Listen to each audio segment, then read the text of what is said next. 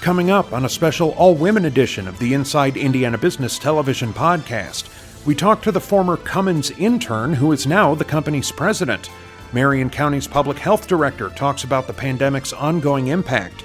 A classroom project inspires a high-tech success story. Trendiana spotlights women-owned beauty businesses.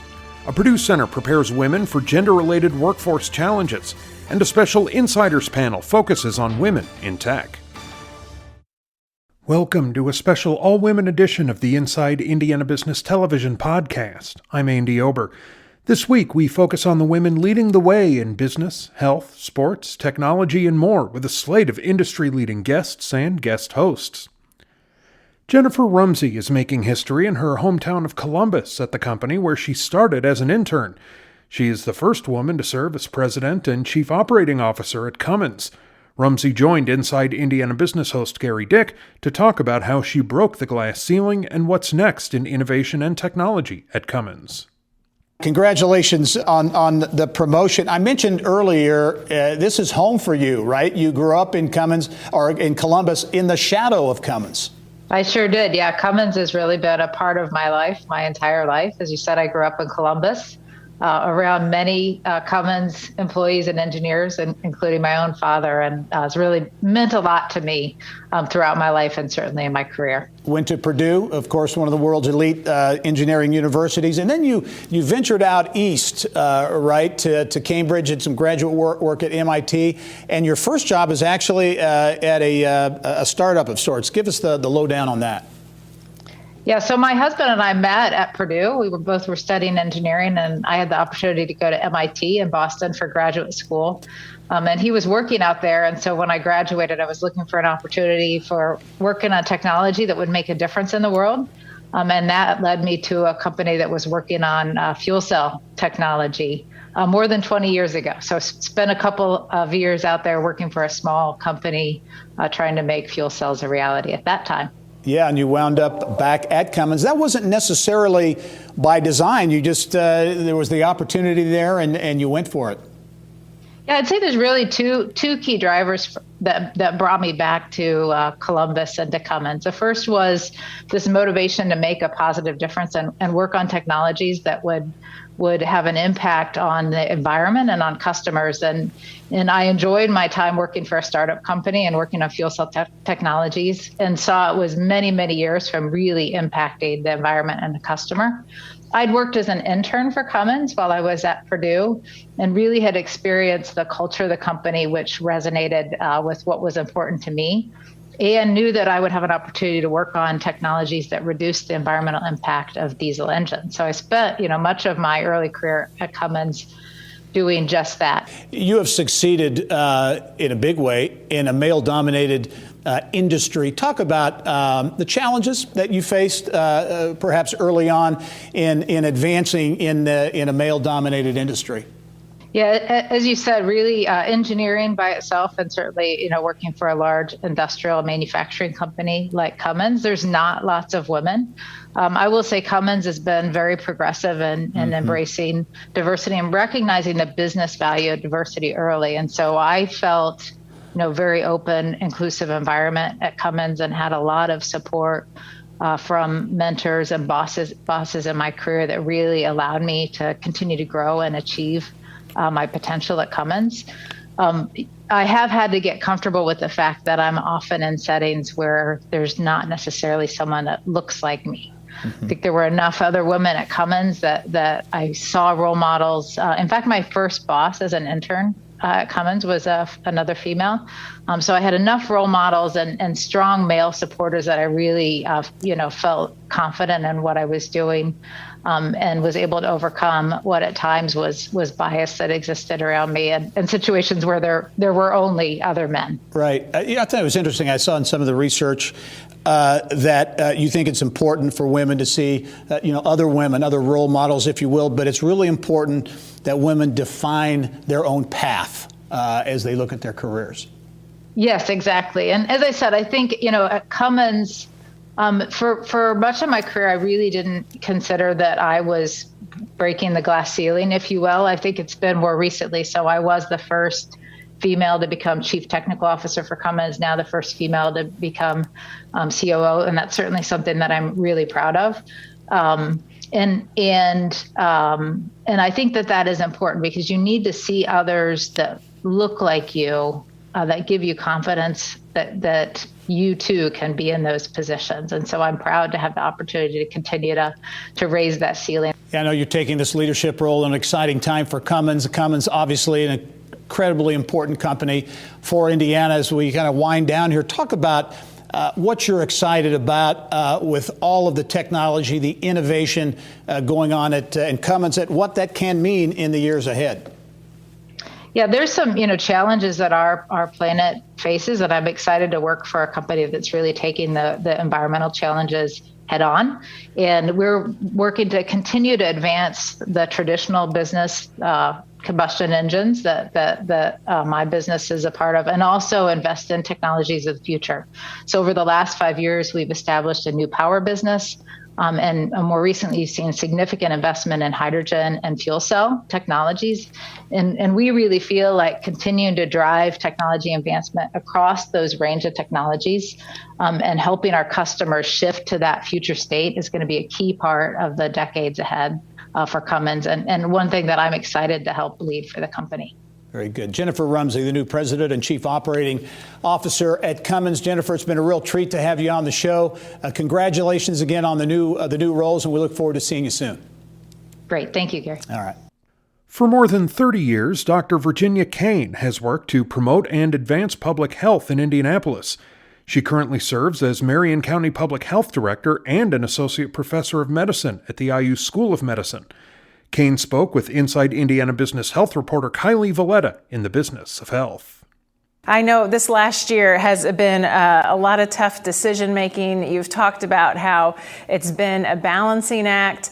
Just give us a glimpse into the last year, what it's been like to have to make some really tough calls. So, collaboration. Oh, sorry. That's okay. Go ahead. Do you hear that? Yeah, we can hear you good. Okay, sorry. So collaboration has just been tremendous. And we've just had so many voices that have helped us to make better decisions. We've had to sometimes, like even in the middle of the night, have to make some major decisions under a lot of pressure, which can have a major impact on a community. And so how do you do that? And what you find out is because of the many voices that you're able to collaborate with, hear the different perspectives. For example, we've worked quite frequently with our Chamber of Commerce from a business standpoint. You're balancing these short and long-term needs of economy versus public health needs of an entire community. And those are not always easy to do.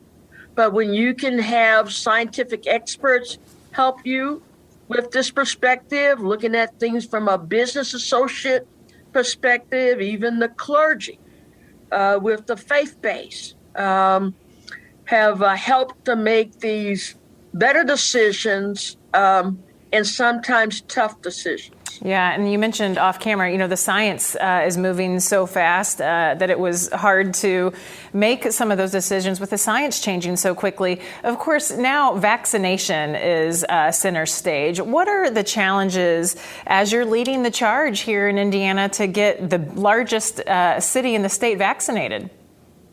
I think the number one challenge for us is just having adequate amount of vaccines to distribute to the community. And because we don't have adequate vaccine, we're having to make the tough choices about who should get the vaccine first. Our second challenge is, of course, is how do we, from a health equity standpoint, be able to do an equitable distribution of the vaccine in some of our hardest to reach populations who may not have access to internet or a computer, and they have to do it by phone, but sometimes by the time they're ready to do it by phone, all the appointments are filled. And so we have to work with our faith-based institutions, our civic organizations, our neighborhood associations, and those trusted community leaders in those areas to help us get the vaccination to the people that's really needed, as well as our teachers, our frontline people like our in the bus drivers or air traffic controllers, just tough challenges. Yeah, you said you love your plan that you have for vaccines, but it's hard with supply. It's very difficult with supplies, and there's so many deserving people who need to get this vaccine.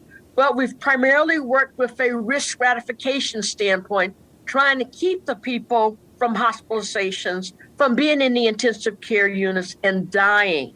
Right. But it's a tough challenge based on the availability of vaccine. Okay, we have to talk about March Madness, just days away from tip-off. You believe this is a good thing for Indianapolis and that the city is ready to host it safely. Can you talk about that a little bit? Yes, you know what? We've seen something tremendous here. We've seen the city of Indianapolis and even the state of Indiana come together. So we are just so glad to welcome people back to our downtown area. And let me just say, it brings a sense of optimism to everyone in this community. But hey, I'm not surprised about this because we've had a track record of coming together. And even though the stakes were really high, we have met the challenge. And so we're showing cities across the country how to get back to business. All right. Well, like we said, tip-off just days away. Again, another balancing act decision. Dr. Kane, thanks for being on the show today. Well, thanks for having me. You're a very popular show, and I love watching you guys all the time. A college classroom project has turned into high-tech success for Haley Marie Keith. The project inspired her to team with her husband to launch Mito Material Solutions, a company boosting the sporting goods, automotive, and aerospace industries thanks to a high-tech nano additive. Keith discussed the company's growth with Nextech president Karen Jung. First question, just to help folks better understand at home what Mito Solutions is and really what composite materials are about. Could you explain it just in layman's terms for us? Yeah, so composite materials include everything from fiberglass to carbon fiber to even plastics. But to make it easy, think of a multi-layer cake. So you take a fiberglass layer, you add some resin, which would be the frosting, and then you keep going. So what Mito does is we go right into that resin system to basically act like the sprinkles to make the cake a lot more delicious, better, and multifunctional. Thank you. Very, very helpful. You grew up in Elkhart, which really means RV country around here. How did that experience in terms of growing up in that economy, in that community, how did that influence your career aspirations? I think it was very inspiring to watch the ebbs and flows, the ups and downs. You can't come out of Elkhart and not be afraid to take a little bit of risk. My mom was an executive in the industry, so growing up, I listened to warranty issues and problems that were ripe with the units all around the dinner table every day. So when I got to my MBA and I found this technology, I knew I'd always end up in business, probably manufacturing, and something just clicked. I knew. So yeah. Excellent. Mito is still a relatively young organization, just about 3 years old, but you've been very successful in raising capital. Yeah. How was that process? But then also, how has the funds been used to help fuel the innovation of Mito? Yeah, so we have wonderful funding partners, everything from the National Science Foundation to Heritage Group, Techstars, Elevate Ventures, and Vision Tech Partners, and several others. And we have been so blessed by the network that they've provided, the experience in the research and development. I mean, each of them add their own unique subset into Mito's commercialization and innovation and development. And so these funds have been used to create our flagship product, scale it, what's now commercially available, Ego, and then also work on 3 other products in development, which we're really excited about. Great times for you. When I hear the word composite materials, for some reason, it conjures up thoughts of sustainability. Yes. Could you explain really how that plays into the Mito business model and thinking about the broader green economy? Absolutely. So I think everyone knows about metals and wood and stone, but composite materials are the next age of materials. And in order to advance technology as we're seeing it today, we need to think sustainably. We need to design products sustainably to last longer. And what that means for composites, because they're able to be so customized, is you can reinforce them with multifunctionality. And that's really what Mito is coming alongside our partners to do. We collaborate with them to think through designing their products with sustainability in mind to ultimately make products lighter, durable, and tougher. Excellent. It is National Women's History Month, and as a female leader, I've certainly had women along the way that have encouraged me to keep going when maybe I didn't want to, and I'm sure you've had the same as well. Would you mind sharing a story of a specific example? Yeah, well, my mom, of course, right? Growing up, watching her take on the RV world as an executive was inspiring to a young to me as a daughter. And then as I've grown in my career, there have been so many women who have impacted me and encouraged me to be an authentic leader. I think Lisa Mitchell, who was our managing director at the Techstars Heritage Group program. I think Ginger Rothrock, who's a polymer chemist, a mom, and a VC, and she's amazing. And so these women are always inspiring me to continue growing and never giving up. Well, Haley Marie, thank you so much for joining us today. This was very insightful, and I wish you nothing but the best with your business. Thank you so much. Thank you. Yelp is reporting that consumer interest in women-owned businesses on its platform soared more than 2,000% in 2020 compared to 2019. Yelp Senior Regional Lead of Marketing and Communications, Brittany Smith, has a rundown of Indiana women-owned beauty businesses with guest host Nicole Pence-Becker, owner of Pence Media Group. Britt, we should mention first and foremost that breaking into the beauty industry is pretty tough to do. Yeah, and it's been an especially tough year for this industry with a lot of salons having to pivot and restrictions. And so these are just the tip of the iceberg with some great Hoosier businesses throughout the state. So let's start with the first one right here in Indianapolis, in Broad Ripple. The name of this business is Curly Coils, focused on hair care. Yes, especially curly and wavy hair, which I know we can both appreciate. Yelp reviews really love that not only are you going here for an appointment, but you're going to walk away with some great tips of how to take care of your hair and really embrace your natural curls when you leave. It's a wonderful Black-owned business. The owner, Brittany, has been in the industry for more than 10 years of an experience, and they're doing all the COVID safety precautions if you're new to getting back into a salon. And so from hair care, let's go to body care, also a minority-owned business, of course, a women-owned business. Yes. That's what we're talking about today. This one is Shea Body Works, but they play in the e-commerce space only right now. Definitely, and actually found in some stores like 86th Street, the Whole Foods business, you're going to see some of their items on the shelves. The owner, Saida, really specializes in sensitive skins, dry skins. You can find products for all types of skin types, but she's using all natural ingredients. And you can ship things throughout the country. Over $39 if you purchase something online, you can get free shipping. I've actually sent it to family before. It's a great gift. And we've got all of the products right here that we're talking about today. Exactly. Another business that we want to highlight, this one's all the way in Terre Haute, Indiana. Yeah. KB Shimmer, you can see it right there on the screen. I love the colors with this brand. Exactly. And the owner, Christy Rose, that's why she started the business. She loved colors, creativity, and stemmed that into a nail polish business. And a lot of people don't realize that we've got our own nail polish business that's a Hoosier-based business. You're going to find really budget-friendly nail products online, as well as cuticle care, everything that you could need to take care of your nails and self-care for your hands. And we were looking at how they were focused on also the application of nail polish, which is really interesting. Let's talk about Bass Farms in Shelbyville, Indiana. The name tells you kind of what it is, but I love this product because it's helping cancer patients as well. Yes, I love that the owner, Jana, a fellow 10-year 4-H member of showing goats, that's actually how she started her business. Her love through that turned into raising the goats on site, so you'll see that through a lot of their products. But she has found at dozens of hospitals and different shops throughout the state and is really known for the Triple B hydrating cream, which is recognized by oncologists and dermatologists to help maintain skin integrity during radiation. That's amazing. I love that. That's Bass Farms. And our last one, Bargersville Wellness. You can figure out from the name that it's in Bargersville. But what you can't figure out, not only women owned, but there's a little bit of a patriotic theme. Yes, definitely. 50% veteran owned as well. So 100% women owned, 50% veteran owned.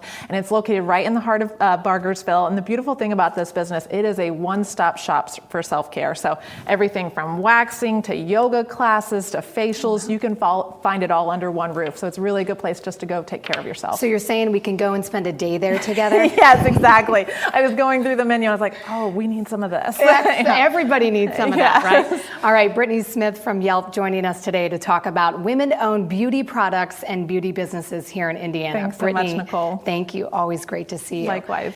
Remember, you can catch Inside Indiana Business Television on stations throughout the state every weekend. Head to InsideIndianaBusiness.com to check listings. New Albany-based family-owned Simtech makes precision machine parts, welding, tube bending, and assembly for all types of industries. Simtech CEO Jessica Young talked about lessons learned during the pandemic and the challenges ahead with One Southern Indiana president Wendy Dant Chesser. Now, I just read that your title is President and CEO, but that's not what's on your business card. No, it absolutely is not. And I was going to correct you. It is team member first, above all else. So you're a president, but yet you still go by team member. That indicates that the role of culture is very important in Semtech. Please talk a little bit about that. 100%. Culture is our number one core value, and being a good team member is what we are each held accountable to. We're big sports fans, so Michigan's legendary football coach Bo Schembechler said it best, that there is no one person above or below the team. And when you take into consideration what impact does it have on the team will be all the better for it. So that team mentality resounds within our four walls. We said there's a lot that is out of our control outside of the four walls, but the one thing we can control is how we treat each other as teammates, and that we're a team member above all else. So you and your other investors purchased the company in 2018. So you inherited a culture, but tell us a little bit about what Semtech is and how you've transferred that culture into the company and the vision that you've set forth. Sure. So Semtech was, at time of acquisition, a 43-year-old manufacturer nestled in the heart of southern Indiana in the New Albany Industrial Park, with an average team membership of 20 years. And that was with myself and my partner driving down that average tenure. Semtech stands for Computer Integrated Manufacturing Technology. That's just a super fancy way of saying that we are a manufacturer to manufacturers. So the joke that we say with our sales team is that there's nothing that we can't make but a baby, and nothing we can't fix but a broken heart. Fascinating. But okay, so your culture ideas and your culture philosophies and integrating that into an existing team, how did that work? It was actually not a challenge at all. What we did was lead by example. And I say lead by example, the first thing we did was everyone's business card was identified before their position or their title or their department, but as team member. That was their signature lines, and then that was truly the identifier. So even in our hiring and our requisitions that we have posted, you'll notice that it's team member and then machinist, or team member welding department. And that truly helped build the foundation that the team was first. So you had this great team culture, which probably helped you get through the challenges caused by the pandemic. Oh, 100%. We really do believe that if we create that culture, we live and breathe that culture of team, that we will not only attract the right partners from a supply chain standpoint, but also from a customer standpoint. The other two core values that Semtech strives on is one, safety. So we do say and put safety first. Each teammate, we want them leaving with the same things that they came in with. That's 10 fingers, 10 toes, eyesight, hearing, and then of course during the pandemic, an excessive focus and laser focus on the health and safety. Then additionally, the quality of work that we produce. We're now in our 45th year of business and strive for 100% quality parts, no matter what we're doing, whether that's prototyping, production work, production support, reverse engineering, but that the quality of work that we put out is top notch. I'm sure that's appreciated in your recruiting efforts as well for new talent. Absolutely, and it really is fantastic to have that reputation. In July of 2019, Semtech expanded by purchasing Access Machine and Tool and Action Material Handling, and then we went into creating that team culture within those organizations too, so blending 3 teams under the team umbrella. 10 seconds left. What's next for Semtech? Where do you go from here? Going from here, we're building an empire. So we plan to be around for the next 100 plus years. Fantastic. Jessica, thank you so very much. Purdue University's Brock Wilson Center for Women in Management prepares women to overcome gender-related challenges they might face in the workforce. Director Mira Habashi spoke with 1150 Academy Vice President of Marketing Megan Knoll in our Eye on Education segment. I was saying, as a woman in leadership, this is particularly interesting to me. Can you tell us about some of the common challenges that you face or you see women facing as they enter the workforce? Yeah, I think that we as a center focus a lot on the challenges women face as they enter the workforce and then also as they want to move up in the ranks and get into those leadership positions. And we do different things at each of those stages. One of the early things that women often face is confidence-related issues, so things like imposter syndrome. And so we do some programming focused on kind of how to boost your confidence and how to silence those voices in your head as you're moving into the new workspaces that you're going to occupy. We also do a lot early on with negotiation. And so how do you get that best compensation package for you and make sure that you're asking for the same thing that men in your position might ask for. And then throughout their careers, we also focus a lot on kind of representation and role models. So far too often we don't see women in those leadership positions, especially as women move into male-dominated careers. And so we try to do a lot with spotlighting and highlighting successful women, successful alumna who've come through Purdue and who are in those leadership positions, just to show the students that people that look like them can occupy those spaces and those jobs. Oh, that's great. It sounds like you're preparing them really well. How are you preparing the organizations and the employers for women as they enter the workforce and how to avoid that common workforce bias? Yeah, so one of the things that I think is really a spotlight or a focus of our center is research on work-life balance. And so we have two great researchers in the Krannert School of Management, Kelly Wilson and Ellen Kosick, who do a lot of research on work-life balance and what that looks like. And so one of the things that we've tried to do every year is put out some best practices for work-life balance and what that looks like. And I think that's become especially important during the pandemic, right? And during COVID, there's so much research now talking about how COVID has disproportionately impacted women in the workplace, and we're losing our jobs more.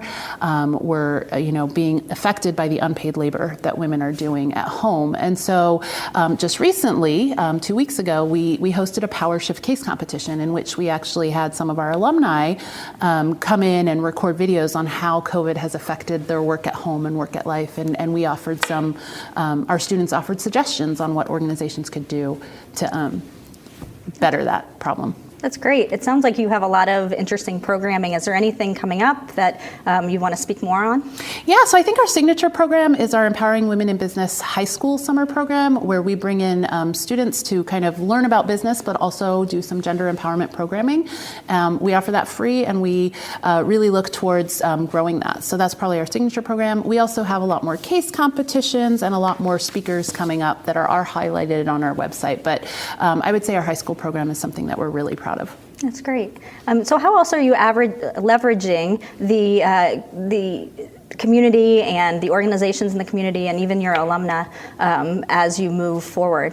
Yeah, so we pair with our alumna all the time. So they come into our classes, they judge our case competitions, and we pair up with companies like Eli Lilly, PepsiCo, John Deere, GM, Accenture to do a lot of our program. They sponsor our program, they come in and they mentor our students, they give them feedback, and we even go into their companies and sometimes give workshops on what it's like to manage a diverse group and to be a leader for a diverse workforce. And so we try to impact the community as much as we can, but we also have them try to impact our students as well. That's great. This has been really interesting for me to learn about and to read more about when I was preparing for this interview. So thank you very much, Mira. I was saying that I commend Purdue for doing this, and it's also just a little bit sad that we have to even have an organization like this, but yes. Great work. Thank you, Megan. The new commissioner of the Indianapolis-based Horizon League brings a wealth of experience in sports law, consulting, and the NCAA. She talked about her new role and what's next for the 12-school conference with Inside Indiana business reporter Mary Rachel Redman on Inside Indiana Sports. From an All-American on the court to the first female commissioner of the Horizon League, I sat down with Julie Roloff to get her take on college sports in 2021. It all began as a little girl with a basketball in the small coal mining town of Pinckneyville, Illinois. I grew up going to the gym very much like the movie Hoosiers. The gym was open all the time. I don't know if they ever locked the doors. And I played basketball, and I was one of the few girls, and it was just all pickup. So I would just shoot around on the side until I get invited to play in these pickup scrimmage games with boys. I think because of that, I became very comfortable playing in any arena. All that time in the gym paid off. Julie went on to star at Milliken, where she was a decorated Division III All-American. And that on-the-court college success led to a gig with the NCAA, where she joined as an intern and eventually rose to a leadership position as Director of Enforcement. Just in your estimation, I mean, I know you've been out of that role for a while, but just the state of college sports today, as opposed to 15 years ago. Even 5 years ago, the state of college sports, I think, has dramatically changed, not so much for those who are working in sports or for the transformational experiences that our student athletes are having, because you still see them come in as freshmen and graduate as seniors with incredible GPAs and, more importantly, great leadership opportunities. What's really changed is all of this interest around college sports. So you now have a pending case with the United States Supreme Court. They haven't reviewed a case involving the NCAA since the 1980s. You now have over 5 federal bills being proposed on all ends of the spectrum, primarily around this name, image, likeness, which the NCAA members support student athletes being able to make money off their name, image, likeness. There are some senators who think it needs to go much further, and others who might even think it needs to be more restrictive. But there is some level of federal intervention that's going to happen, likely at some point this year. What would you say is the biggest threat to college athletics in 2021? I think it very much is this notion of not only the federal intervention, but federal intervention to the point of changing the entire model. And if that model changes to the point of looking at literally, should there be compensation or profit sharing, the reality is there are not a lot of profits to share.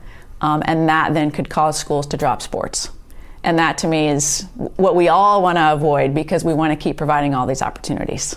And speaking of opportunities, in January, Julie was named Commissioner of the Horizon League, where she's already dealing with a unique set of circumstances, navigating the pandemic. We put together our own medical team of advisors at our 12-member institutions, and we developed what is probably a 50-plus page document. It includes testing. It includes screening. It even includes how teams travel, where they eat, where they don't eat. Off the spin move, that's 2. This season, our men's teams played over 90% of their scheduled games, which is well above the national average that's in the 70s. So what's the fan capacity? Right now, we're not comfortable with fans, because even allowing family and friends, as much as we want to do, that's going to invite some exposure. You mentioned family. I know you've got 2 daughters. And to be the lead commissioner of a Division I conference, you're busy, beyond busy. And I'm a new mom. I feel like I'm running around with my head cut off. So how do you do it? It's hard, and our girls are 8 and 11. It is harder when they're little. It's still tough, though. Julie cites Facebook COO Sheryl Sandberg's 2013 book, Lean In, as her handbook for having it all. You can have it all. It's hard to have it all at the same time. Might be in different phases in life, but regardless, you're going to need to marry your partner. And I was fortunate to do that. My husband's entirely supportive. We're all in. We're a sports family, so that helps too. What piece of advice, I guess single piece of advice, would you give to young women that are interested in going into sports leadership or just the sports industry in general? There are no jobs too small.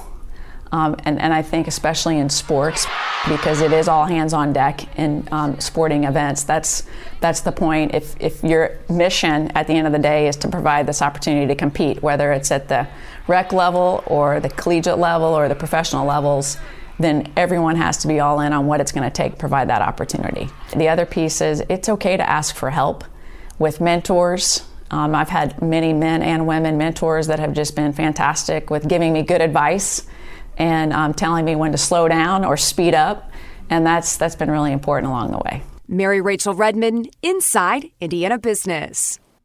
And finally this week, a special edition of The Insider, spotlighting women in technology, the challenges they face, and what needs to be done to help them succeed. The panel is hosted by TechPoint Vice President of Stakeholder Engagement Lauren Peterson and includes Indie Women in Tech Community Engagement Coordinator Ariel Crawley, 6 Feet Up CEO Gabrielle Hendricks-Parker, and Ivy Tech Community College Vice President Linda Calvin. Let's get started, panelists. I'd love to hear from each of you.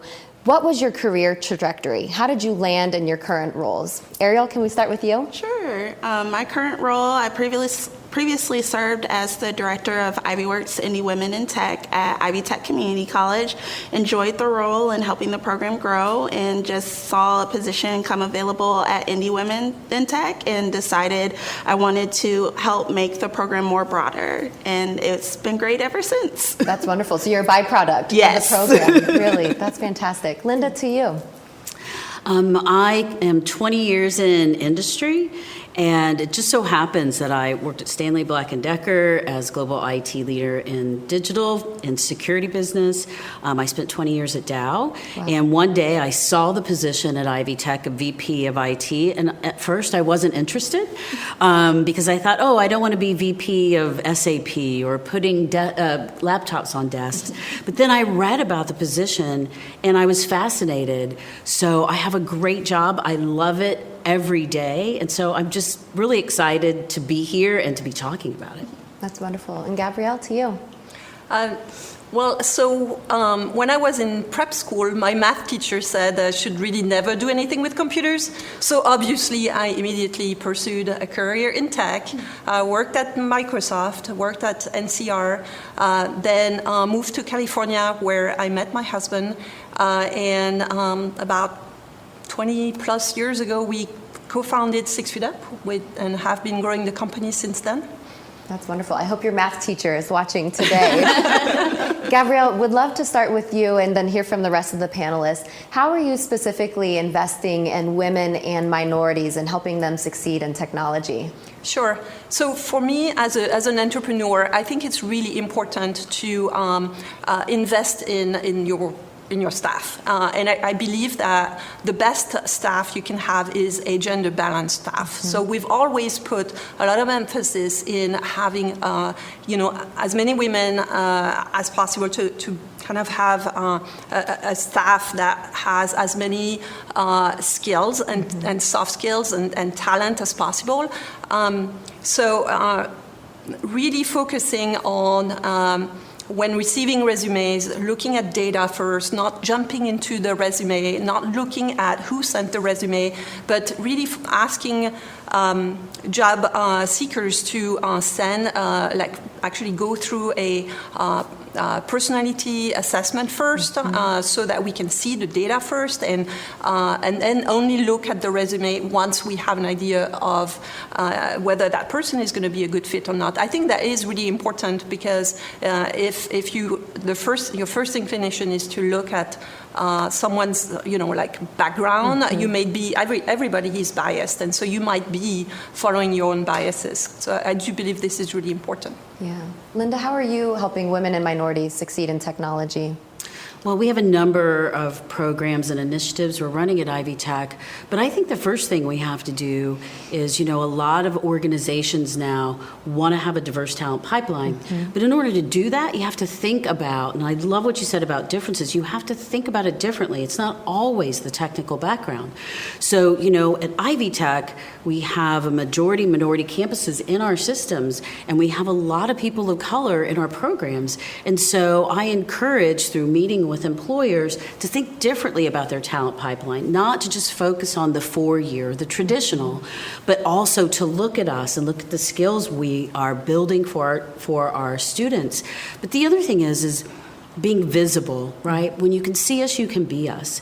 And so going out and being visible to students, to K-12, and speaking, I hope to attract a lot more people to say, you can look up and you can see her, I can do this too. And then finally, it's really working with community-based organizations. So working with InnoPower as an example. We have Indie Women in Tech. Mm-hmm. We're looking at, formed a Black Tech Thought Leader Network, talking with Indiana Latino Institute and the Latino Collective, but really searching for ways to engage with community, to create partnerships, to say, hey, we can help build talent pipelines, but we want to collaborate with you and bring tech to life for them. Yeah, those are great tangible examples. Ariel, what about you? I would say that we work on making sure that we're eliminating those barriers that keep women from thinking that tech isn't available for them.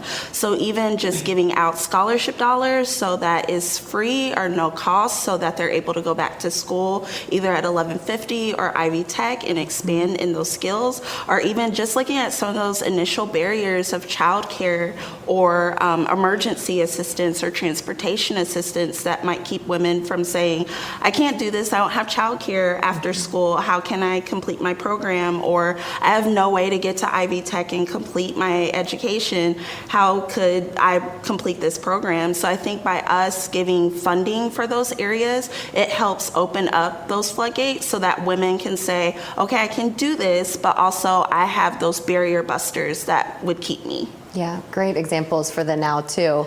Pivoting as we think about the next generation, I would love to hear from each of you how your organizations currently are working to pay forward and pave the path for the next generation of women and minorities to be successful in technology.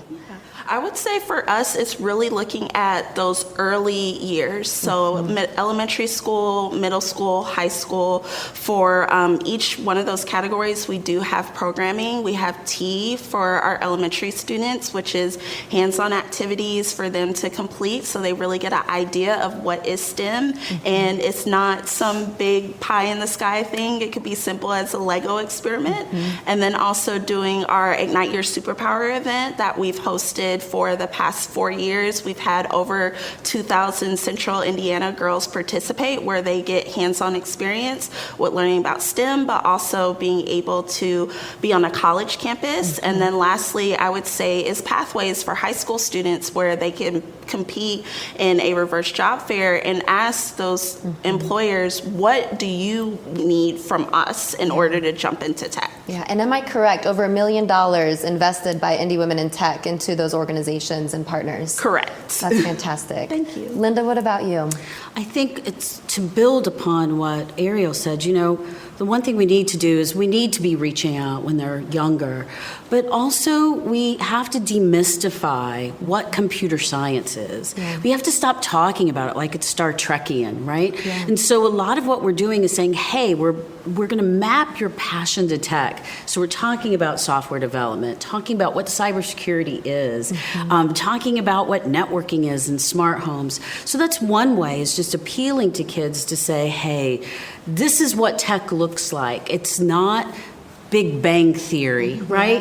It's really just whatever your passion is, there's probably a tech pathway for you, but also reaching out and having camps and having activities where they can engage with us and learn more about our programs, leveraging platforms that we use through After School HQ or other ways that we can get programming there so kids can see, hey, I want to do a really cool tech thing, right? That's fantastic. Gabrielle, we have just a few seconds left. Anything that you would like to add? I think it's really important for us to invest in everybody's unique ability. So that's what I spend a lot of my time is coaching young women to be more assertive and to follow, their true path back to following their passion. Yes. Ladies, I wish we had more time. We could spend the entire day together. Thank you so much for your leadership. It really is appreciated. That wraps up this week's special edition of the Inside Indiana Business Television podcast. Remember, you can find all of this week's TV segments, as well as the top business news from throughout the state, at InsideIndianaBusiness.com. While you're there, you can also subscribe to our platform of free e-newsletters. This is Andy Ober for Inside Indiana Business.